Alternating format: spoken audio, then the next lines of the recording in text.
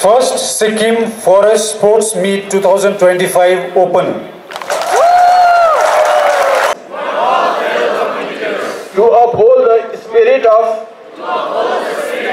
camaraderie and unity. यो forest वन विभागले यो पहिलोपल्ट यसरी सारा सिक्किमको उहाँको एम्प्लोइजहरू सबै लिएर एउटा इन्टर डिस्ट्रिक्ट एउटा स्पोर्ट्स मिट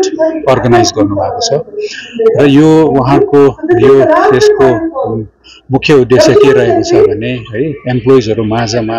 आपसमा भेट्ने मिल्ने एउटा भाइचारा कायम होस् भन्ने उहाँहरूले सोच्नु भएको छ र यसको विशेष गरेर अर्को थीम के रहेको छ भने एन्भाइरोन्मेन्ट फ्रेन्डली यसलाई उहाँहरूले बनाउने है त्यसर्थ आज मलाई एकदमै खुसी लाग्यो कि आउँदाखेरि त्यो जुन सिन्थेटिक खादाहरू छ है त्यसको प्रयोग भएको थिएन र सबै कुरा एकदमै वातावरण यहाँको एकदमै सफा क्लीन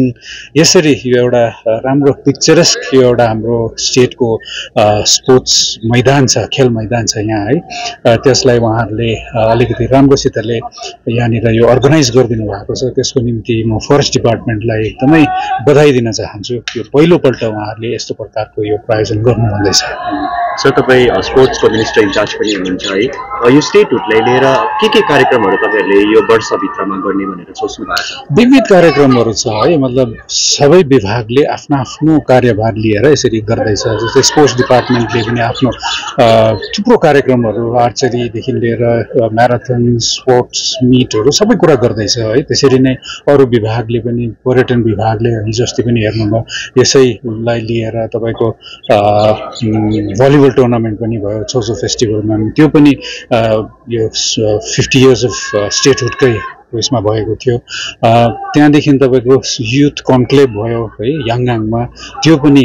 यसै अन्तर्गत भएको थियो र सिक्किम प्रिमियर लिगलाई पनि यो 50 इयर्स अफ स्टेटहुडसँगै जोडेर यो कार्यक्रम हुँदैछ र सबै विविध कार्यक्रमहरू यसरी सिक्किमभरि नै अब अहिलेदेखि चलिरहेको छ र यो निरन्तर रहनेछ सर जुन चाहिँ यो first Sikkim forest sport meet छ यसमा के कस्तो इभेन्टहरू अहिले यहाँनिर तपाईँको एथलेटिक्स हुँदैछ है अब सर्टपुट रेसेस यो रनिङहरू 100 मिटर्स 5000 मिटरसम्मको रेसेस हुँदैछ त्यहाँदेखि तपाईँको अलिकति एन्टरटेनमेन्टको लागि स्याक रेस स्पुन रेस त्यस्तो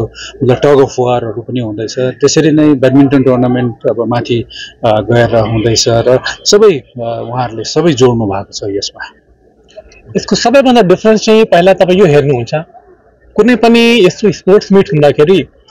प्रतिस्पर्धा भन्छ नि कम्पिटिसन तर हाम्रो ट्यागलाइन तपाईँ हेर्नु होइन यो क्यामराडेरीको लागि हो प्रतिस्पर्धा त छँदैछ त्यसको सँगसँगै आपसमा कसरी भाइचारा आपसमा फ्रेन्डसिप त्यो चाहिँ हाम्रो क्यामराडेरी यो चाहिँ हाम्रो युनिक थिम अर्को चाहिँ हाम्रो यस कार्यक्रमको माध्यमले तपाईँ हेर्नुहुन्छ होला कि जुन लाइफ स्टाइल फर इन्भाइरोमेन्ट हामी कुरा गर्छौँ नि लाइफ मिसन लाइफको कुरा गर्छौँ त्यो तपाईँले यस कार्यक्रममा चारपट्टि हेर्नुहुन्छ होला तपाईँले हेर्नुभयो होला अहिले यत्रोजना मान्छेको जमघट भएको छ तर बाहिर गाडी एकदम कम्ती छ किनभने हामी सबैजना बसमा आएको छौँ ट्राफिक जाम गराउँदैन त्यसको एमिसनको द्वारा जुन प्रदूषण हुन्छ त्यो हामी एकदम कम्ती गर्दैछौँ तपाईँले कहीँ पनि सिंगल प्लास्टिक हेर्नु भएन होला पानीको बोतल हेर्नुहोस् कहीँ छैन किन हामी सिंगल युज प्लास्टिक युज गरेको छैन पानीको बोतल युज गरेको छैन सबैजनाले आफ्नो आफ्नो पानीको बोतल लिएर आएको छ पानीको डिस्पेन्सर छ त्यहीँबाट पानी लिन्छ खान्छ फूड वेस्टेज हामी एकदम मिनिमाइज गर्ने हामी त त्यो त्यतिसम्म भनेको थिएँ जसले आफ्नो घरबाट आफ्नो सामान ल्याउन सक्छ आफ्नो लिएर आओस् त्यसै म पनि आफ्नो पानी आफ्नो फ्रुट्स आफ्नो ल्याएको छु म आफ्नै खान्छु त्यहाँदेखि तपाईँले यो ग्राउन्ड पनि हेर्नुहुँदै होला कतिजनाले अस्ति भन्दै थियो कि के साह्रो सफा छ यो ग्राउन्ड तर यो ग्राउन्ड सफा गर्नुको लागि कुनै पनि सफाई कर्मचारी लागेको छैन यो पुरा ग्राउन्ड हाम्रै मान्छेले हाम्रै फरेस्टको सबैजनाले मिलेर सफा गरेको छु अनि त्यो चाहिँ मैले कुनै कसैको माथि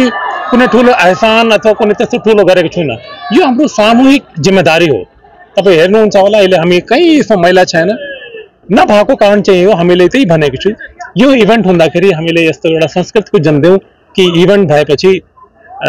बुढो जुन अवस्थामा ग्राउन्ड हुन्छ त्योभन्दा सफाबाद नहोस् अहिले हामी जाँदाखेरि कहीँ अलिक मैला हुन्छ आफै टिपेर मैले भनेको छु सबै राखिदिउँ त्यो यता सबैजना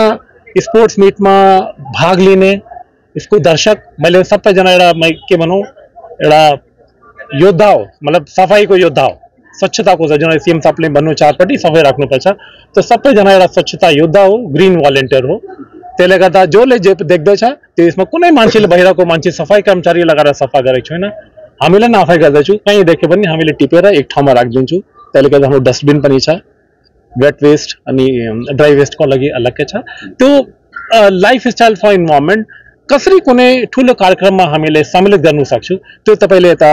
मजाले हेर्न सक्नुहुनेछ के कार्यक्रमहरू अथवा के स्पोर्ट्स एक्टिभिटीहरू सम्मिलित गर्नु भएको छ यो यसमा अनि आजदेखि सुरु भएको छ कहाँनिर इभेन्टहरू हुनेछ कहिले कहिले हुनेछ आज हाम्रो यो रेशीथाङबाट यसको विधिवत उद्घाटन भएको छ अनि हाम्रो भोलि र पर्सि पाल्जोर स्टेडियममा छ हाम्रो यसमा झन्डै 30वटा जस्तो इभेन्ट छ 700 जना भाग लिनु हुँदैछ यसमा हाम्रो एथलेटिक्स इभेन्ट छ shot put 100 metres football badminton table tennis नाना प्रकारको लगभग सबै गेम हामीले यसमा सम्मिलित गरेका छौँ वेल यो चाहिँ हाम्रो बेसिकली 3 दिनको प्रोग्राम छ है 18, 19, 20 र आज 18 तारिक चाहिँ यहाँनिर रेशीथाङ यो खेल परिसरमा चाहिँ हामीले एथलेटिक्सहरू राखेका छौँ र यो एथलेटिक्समा जस्तै रनिङ भयो 100 मिटर्स भयो 200 मिटर्स 500 मिटर्स गरेर त्यसै सर्ट पुटहरूदेखि लिएर long jump high jump and then एक दुईवटा चाहिँ हामीले फन स्पोर्ट्स राखेको जस्तै tug of war musical chair spoon race यो खालको विधि राखेको र यसमा विशेष गरी हेर्नुपर्ने के छ भने चाहिँ यसमा चाहिँ पार्टिसिपेन्ट्सहरू जो चाहिँ फरेस्ट डिपार्टमेन्टमा कार्यरत हुनुहुन्छ राइट फ्रम द हाइएस्ट देखि लिएर पिसिसिएफदेखि लिएर चाहिँ एकदमै तल्लो तहका सबैजना कर्मचारीहरू सबै हुन्छ हामी एउटै प्लेटफर्ममा आएर चाहिँ बसेर चाहिँ एउटा खेल सो बेसिकली यसको चाहिँ एउटा भाइचारा हो क्यामेराडरीको थिम छ स्पोर्ट्स फर क्यामेराडरी भनेर यो छ र आज 18 तारिक यहाँनिर भयो रेशीथाङमा र भोलि र पर्सि 19 र 20 मा चाहिँ पाल्जर स्टेडियममा राखेको छौँ र पाल्जर स्टेडियममा चाहिँ फुटबलको सेमी फाइनल्स